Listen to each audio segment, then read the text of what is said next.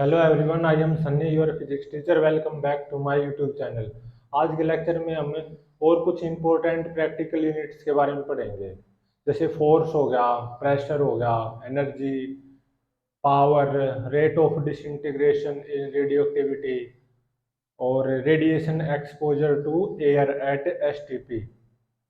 इन सब की practical units के बारे में पढ़ेंगे, जैसे यूनिट्स ऑफ फोर्स।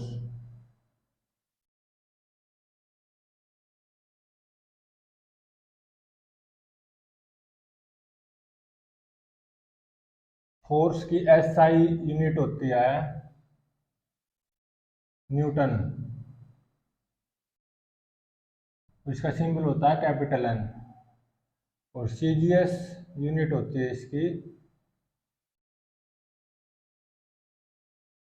होती है डाइन। और 1 न्यूटन इज इक्वल टू, क्योंकि फोर्स होता है मास इंटू में acceleration, 1 kg metre per second square. और 1 डाइन होता है अगेन मास इंटू में acceleration in CGS unit, 1 gram metre per centimetre पर सेकंड स्क्वायर। और इनके बीच में रिलेशन होता है, रिलेशन बिटवीन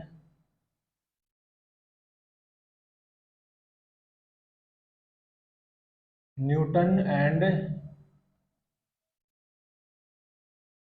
डाइन। ये इसी इसी यूनिट में हम आगे चलकर पढ़ेंगे न्यूटन और डाइन में क्या रिलेशन होता है। 1 newton is equal to 10⁵ dine.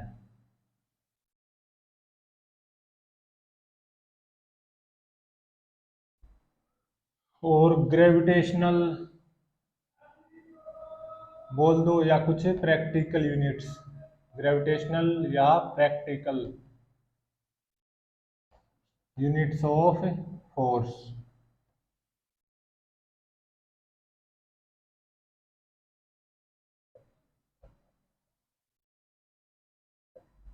वो होती है, पहले तो होती है इन एसआई सिस्टम।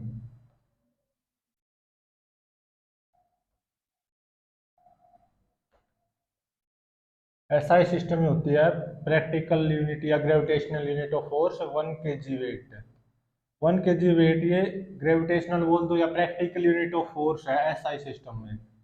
और ये होती है 9.8 न्यूटन।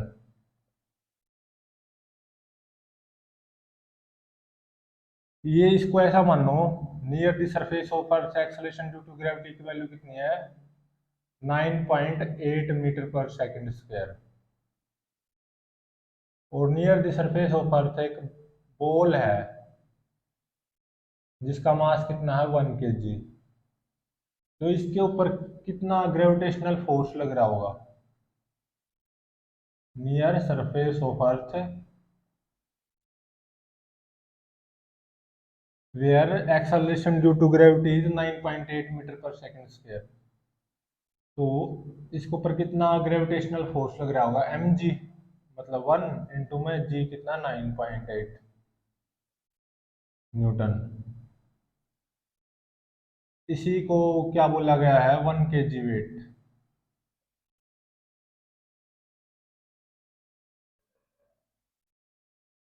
अब आए हम इन CGS system, centimetre gram second.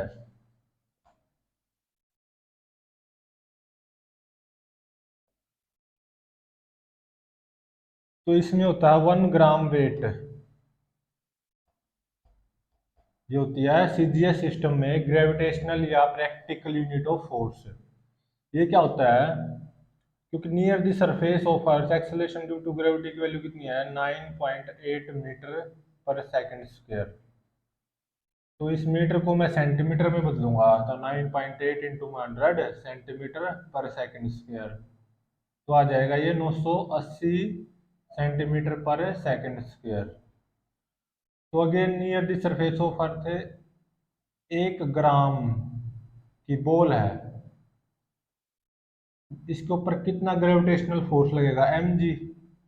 इन सीजीएस सिस्टम में डील कर रहे हैं, एम मास सीजीएस सिस्टम में कितना है 1 ग्राम, और जी 9.8। तो ये आता है 1 × 9.8 डाइन, इसी को बोला गया 1 ग्राम वेट। ग्रेविटेशनल और practical unit of force in CGS system is 1 gram weight, which is equal to M G कितना 980 है, which is equal to 980 dine.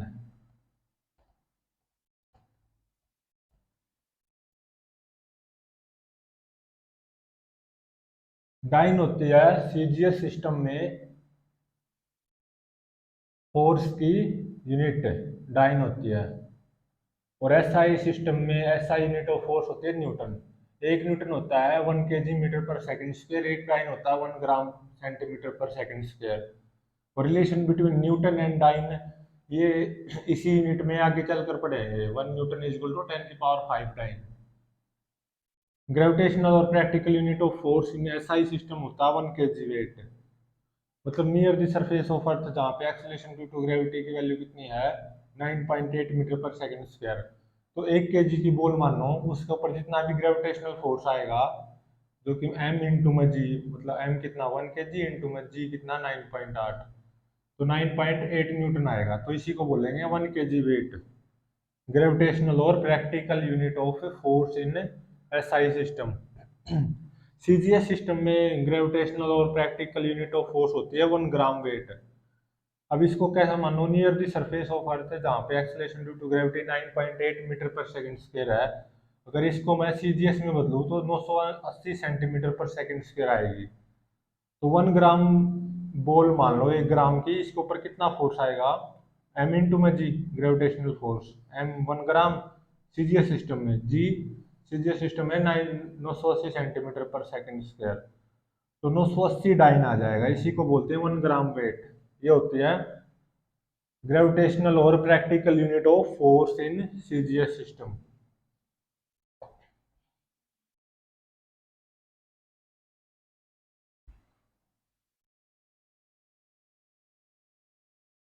Next है यूनिट्स ऑफ प्रेशर।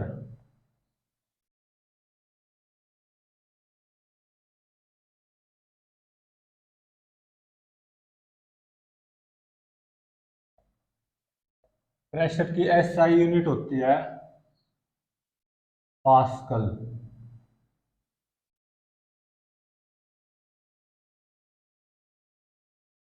और सीजीएस यूनिट होती है इसकी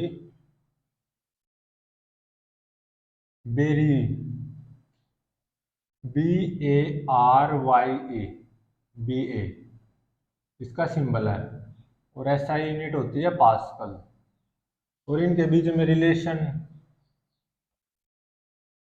relation between pascal and barye. Again ध्यान रहे 1 pascal is equal to 1 newton per metre square, क्योंकि प्रेशर होता है फोर्स बाय एरिया। और 1 barye is equal to 1 dyne per centimetre square.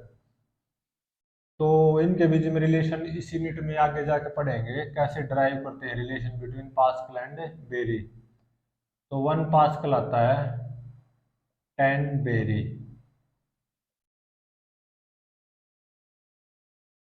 अब कुछ प्रैक्टिकल यूनिट्स पढ़ेंगे, प्रेशर की सम प्रैक्टिकल यूनिट्स।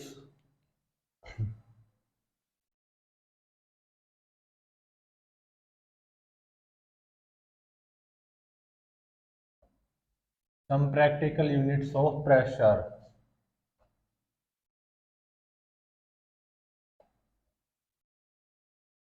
तो 1 बार होता है 1 ATM, एक एटमोस्फेरिक प्रेशर के बराबर। जो हमारे एटमोस्फेयर में एयर की वजह से जो प्रेशर होता है ना जनरली, उसको बोलते हैं 1 एटमोस्फेरिक प्रेशर, वो होता है 1 बार। और ये होता है 760 mm ऑफ मरकरी। मरकरी का सिंबल होता है Hg। 760 mm को क्या लिख सकता हूँ, 76 सेंटीमीटर ऑफ मरकरी, और ये आता है 10⁵ पास्कल। 1 बार प्रेशर, ये प्रैक्टिकल यूनिट है प्रेशर की। इसको कैसे डिफाइन करेंगे 1 बार प्रेशर को?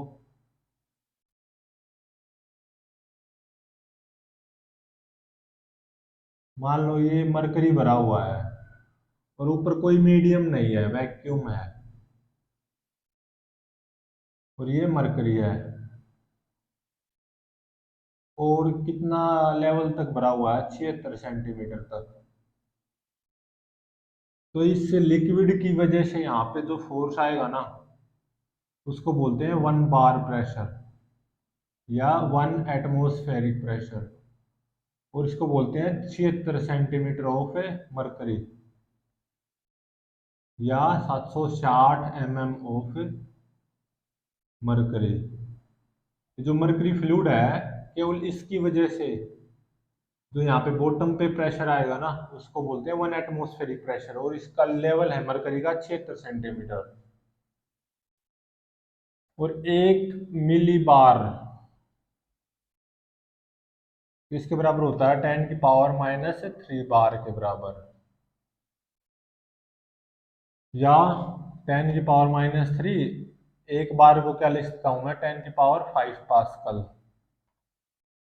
तो ये हो जाएगा 10⁻² पास्कल।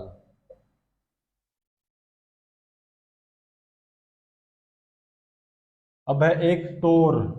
ये टोर भी एक प्रैक्टिकल यूनिट है प्रेशर की। ये होता है 1 mm ऑफ Hg कॉलम।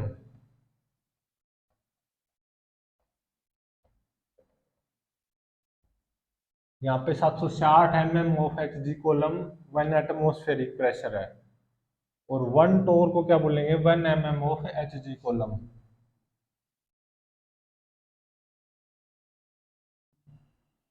मान लो ऊपर वैक्यूम है, कोई मीडियम नहीं है, और 1 मिलीमीटर तक इसमें क्या भरी हुई है? मरकरी।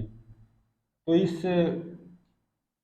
फ्लूइड के कारण या मरकरी के कारण केवल जो बॉटम पे प्रेशर आएगा उसको बोलते हैं 1 टोर, और ये होता है 1 mm ऑफ मरकरी। मतलब 1 mm ऑफ मरकरी कॉलम की वजह से बॉटम पे जो प्रेशर आएगा, केवल इस फ्लूइड की वजह से, मरकरी की वजह से,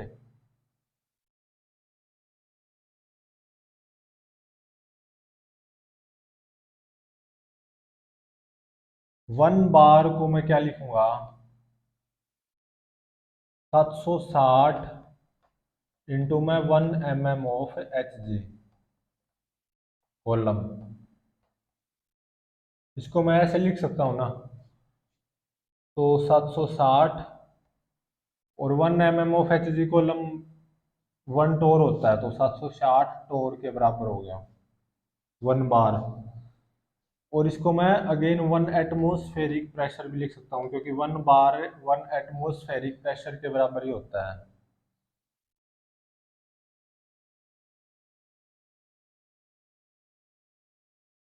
अब है कुछ यूनिट्स ऑफ एनर्जी पढ़ेंगे।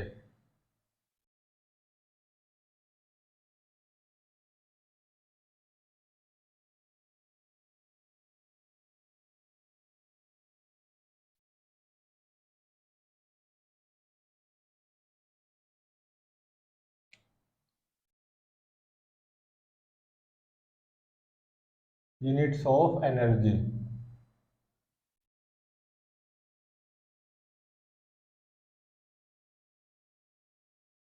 SI unit of energy is joule.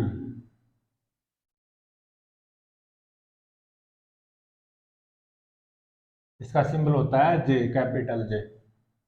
और CGS unit of energy is अर्ज, ERG।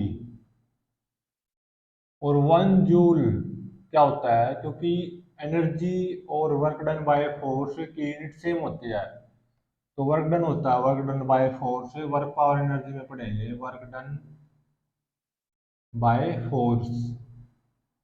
और कोई भी एनर्जी हो किसी भी टाइप की और वर्क डन बाय फोर्स, इन सब की यूनिट सेम होती है। तो फोर्स डॉट डिस्प्लेसमेंट,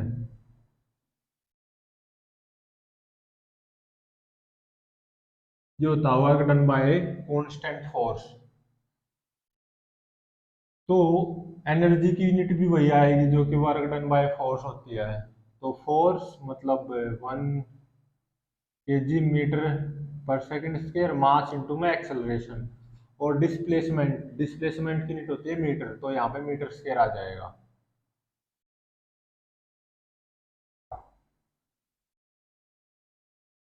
और वन अर्ज मतलब SCGS यूनिट ऑफ एनर्जी, ये आ जाएगी 1 ग्राम सेंटीमीटर स्क्वायर पर सेकंड स्क्वायर।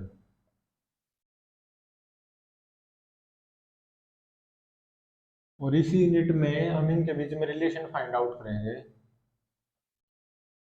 आगे जाकर, रिलेशन बिटवीन जूल एंड अर्ज, मतलब SI यूनिट ऑफ एनर्जी और CGS यूनिट ऑफ एनर्जी में रिलेशन। तो 1 जूल होता है 10⁻7 अर्ज।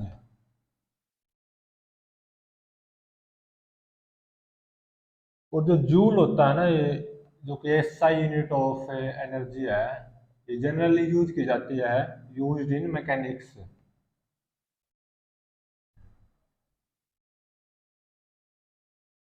और अदर यूनिट्स भी हैं एनर्जी की, जैसे कि कैलोरी। तो unit used in heat, heat energy की जो यूनिट होती है वो होती है कैलोरी, जिसका सिंबल होता है CAL। और 1 कैलोरी होता है 4.2 जूल। हीट एनर्जी के तौर पे जो हम एनर्जी, हीट एनर्जी का जो यूज करते हैं यूनिट, वो होती है कैलोरी। और 1 कैलोरी होता है 4.2 जूल। और यूनिट ऑफ इलेक्ट्रिकल एनर्जी,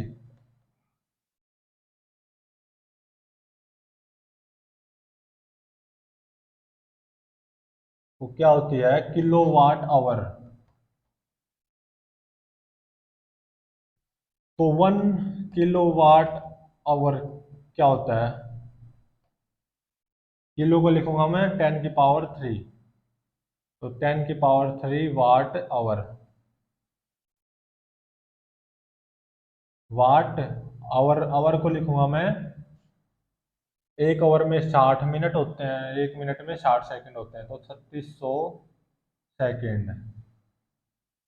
तो वाट इंटू में सेकंड, मतलब वाट होती है पावर की यूनिट और सेकंड टाइम की, तो पावर इंटू में टाइम जूल होता है, मतलब वाट इंटू में सेकंड जूल। तो ये आता है 3.6 मेगा जूल।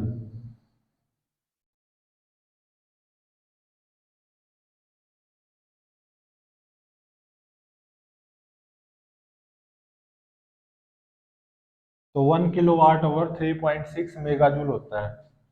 और 1 मेगा जूल कितना होता है, 10⁻6 joule.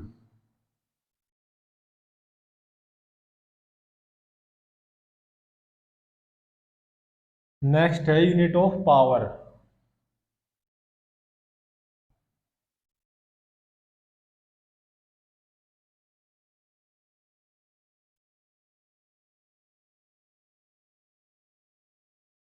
Units of power, power क्या होता है, रेट ऑफ वर्क डन।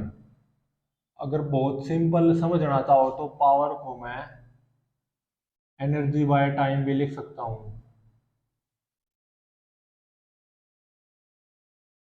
या work done by force by time भी लिख सकता हूँ। तो SI यूनिट ऑफ पावर होती है वाट। इज वाट, WA इसका सिंबल होता है कैपिटल W। और 1 वाट किसके बराबर होता है? एनर्जी बाय टाइम है ना, तो 1 जूल डिवाइडेड बाय 1 सेकेंड। तो 1 जूल पर सेकेंड क्या होता है? 1 वाट।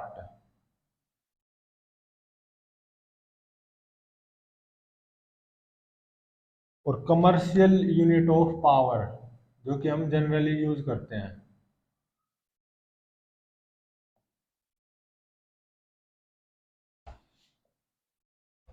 इज हॉर्स पावर,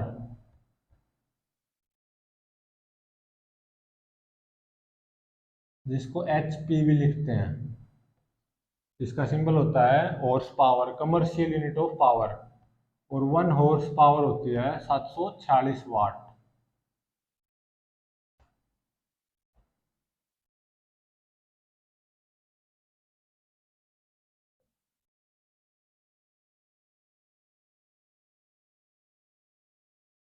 नेक्स्ट है units of rate of disintegration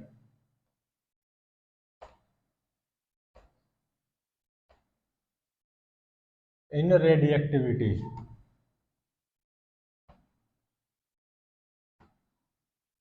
12th class की 8th यूनिट है एटम्स एंड न्यूक्लियाई। तो उसके न्यूक्लियाई पार्ट में हम रेडियो एक्टिविटी पढ़ेंगे। कुछ रेडियो एक्टिव एलिमेंट्स होंगे वे जो कि अनस्टेबल होते हैं, unstable nuclei. Radio active elements जो होते हैं ना, उनके जो न्यूक्लियस होते हैं वे अनस्टेबल होते हैं, तो वे स्टेबल होना चाहते हैं, स्टेबल न्यूक्लियाई में कन्वर्ट होना चाहते हैं। इसके लिए वे क्या करेंगे? ये unstable nuclei alpha decay, beta decay करेंगे और gamma DK.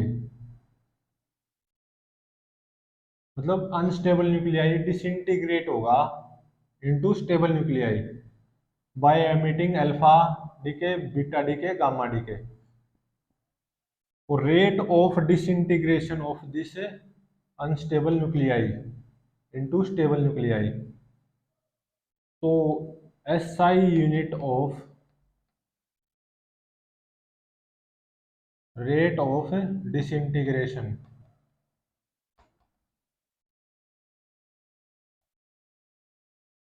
Is becquerel, BAQRELL। और इसका सिंबल होता है BQ। और 1 बैकरल किसके बराबर होता है? 1 डिसइंटीग्रेशन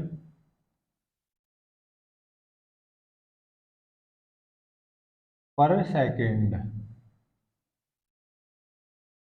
ये 12th क्लास में पढ़ा जाता है, 8th यूनिट में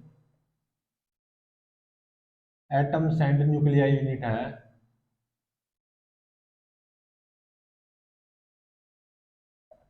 इसके न्यूक्लियाई पार्ट में पढ़ते हैं। अनस्टेबल न्यूक्लियाई होता है किसी भी रेडियोएक्टिव एलिमेंट का, वो स्टेबल न्यूक्लियाई में कन्वर्ट होता है by alpha decay, beta DK और गामा डीके। तो ये डिसइंटीग्रेट होता है, तो रेट ऑफ डिसइंटीग्रेशन होती है इसके SI यूनिट बैकरल। 1 बैकरल होता है 1 डिसइंटीग्रेशन पर सेकेंड। और अनदर यूनिट एक और होती है इसकी 1 क्यूरी। इसको बोलते हैं 1 CI। ये होता है 3.7 इंटू में 10 की power 10 becquerel. Becquerel SI unit है रेट ऑफ डिसइंटीग्रेशन की। और कम मतलब प्रैक्टिकल यूनिट या अनदर यूनिट बोल दो रेट ऑफ डिसइंटीग्रेशन, वो है curie. 1 curie is equal to 3.7 into में 10 की पावर 10 बैकरल।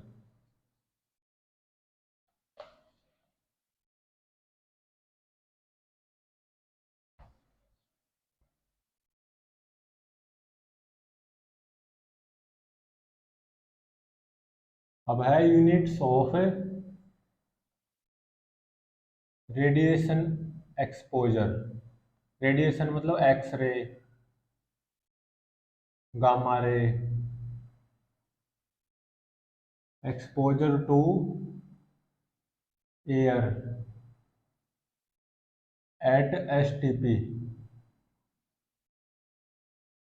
एसटीपी होता है स्टैंडर्ड टेम्परेचर प्रेशर, और एसटीपी कितना होता है standard temperature pressure, 0 degree Celsius तो टेम्परेचर, और 1 एटमोस्फेरिक प्रेशर, इतना टेम्परेचर हो और इतना प्रेशर हो। और जैसा कि बताया था 1 एटमोस्फेरिक नियरली 10⁵ पास्कल के बराबर होता है। तो यूनिट्स ऑफ रेडिएशन जो कि एक्सरे गामा रे है, एक्सपोजर टू एयर, मतलब अगर एयर में, मान लो एयर में ऐसे ऐसे मोलिक्यूल्स हैं,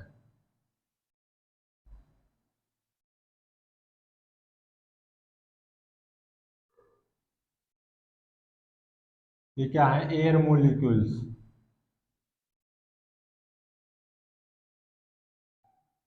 जो कि न्यूट्रल होते हैं, तो पॉजिटिव चार्ज इनके पास, नेगेटिव उतना ही पॉजिटिव नेगेटिव हर एक मॉलिक्यूल के पास है।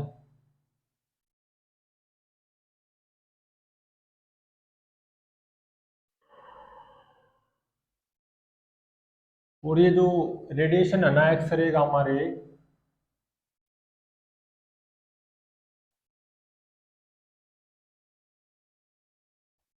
कोई भी रेडिएशन हो, जैसे यहाँ पे जो एक्सरे गामा रे है, इसमें क्या होते हैं फोटॉन्स, और एक्सरे और गामा रे में तो इनकी एनर्जी बहुत ज्यादा होती है, वेरी हाई एनर्जी।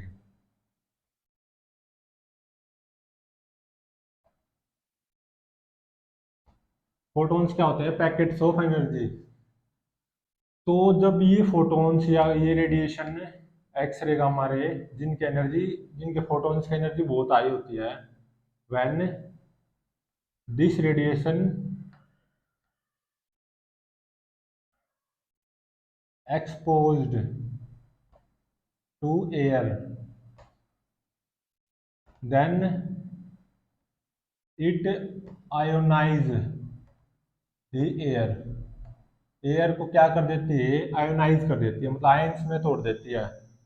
ये जो स्ट्रॉन्ग रेडिएशन है एक्सरे गामा रे, जिसके फोटोन से बहुत ज़्यादा एनर्जी के हैं, अभी तो इसमें कोई रेडिएशन नहीं है, लेकिन अब मान लो इसमें रेडिएशन एक्सपोज कर दी, now above air molecules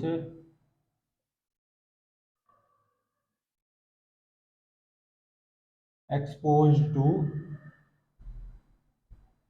radiation, वो एक्स रे भी हो सकती है और गामा रे भी हो सकती है रेडिएशन। तो क्या होगा ये, इन जो एयर के मोलिक्यूल्स है ना, इनको आयंस में तोड़ देगी।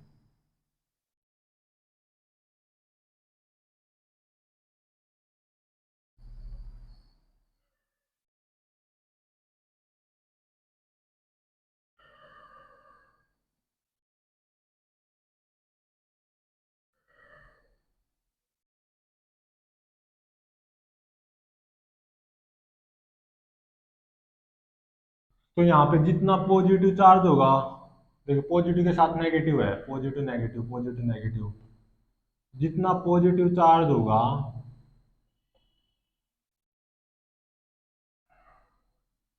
उतना ही क्या होगा नेगेटिव चार्ज।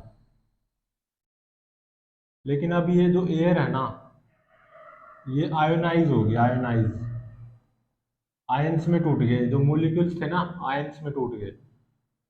तो और ये कैसे हुआ, इसमें है ना एयर में, ये स्टैंडर्ड टेम्परेचर प्रेशर पे एयर है, इसको रेडिएशन एक्सपोज की गई है, मतलब इसमें से रेडिएशन पास की गई है, उसकी वजह से क्या हुआ एक्सरे गामा रे पास करने पर ये जो एयर मोलिक्यूल्स थे आयंस में टूट गए। तो इसमें जितना ज़्यादा एक्सपोज करेंगे रेडिएशन को, जितना ज़्यादा अमाउंट ऑफ रेडिएशन को एक्सपोज करेंगे, उतने ज़्यादा पॉजिटिव या नेगेटिव चार्ज होगा इसके अंदर। जितना पॉजिटिव होगा उतना ही नेगेटिव, लेकिन अगर केवल पॉजिटिव चार्ज की बात करें तो इस मान लो पॉजिटिव चार्ज कितना है, positive charge in 1 kg of air, ये मान लो कितना है 2.58 इंटू में 10⁻⁴ कोलाम्ब है, और कोलाम्ब होती है चार्ज की एसआई यूनिट। मान लो यहाँ पे 1 kg एयर थे, और उस 1 kg एयर में 2.58 इंटू में 10⁻⁴ कोलाम्ब पॉजिटिव चार्ज है 1 kg एयर में, और इतना ही नेगेटिव चार्ज है। तो तब कहेंगे कितना अमाउंट ऑफ रेडिएशन एक्सपोज किया गया है 1 रोइंटजन, 1 रोइंटजन, इसका सिंबल होता है आर। ये क्या बताता है, how much radiation exposed to air at STP. और रेडिएशन वो एक्स रे भी हो सकती है और गामा रे भी हो सकती है। तो 1 रोइंटजन क्या किसके बराबर होगा, 2.58 इंटू में 10⁻⁴ कोलाम्ब पर केजी।